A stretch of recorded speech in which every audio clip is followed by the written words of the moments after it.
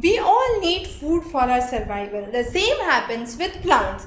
Plants also require food for their survival. Now we get the food from the plants as the primary source. However, how do plants get food? So plants make their food by themselves. So they have a whole kitchen running within them. And this is through the process of photosynthesis.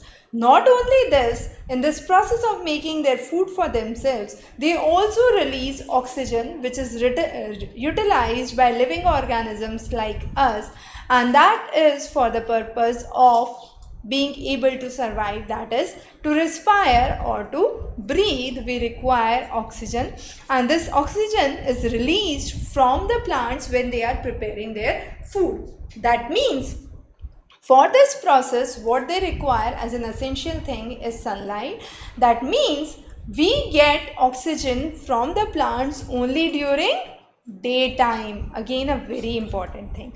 Now, what have been various theories regarding regarding the process of photosynthesis? It has been believed nearly 3 to 3.5 billion years ago as well, there were instances where photosynthetic organisms actually existed, and these were known as stromatolites.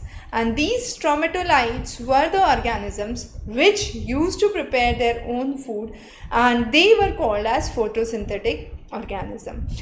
Initially, when oxygen was formed, the oxygen diffused into the upper atmosphere and formed the ozone layer, which acts as a protective layer from the ultraviolet rays that comes from the sun and protects our human beings and skin of the animals from the harmful ultraviolet rays.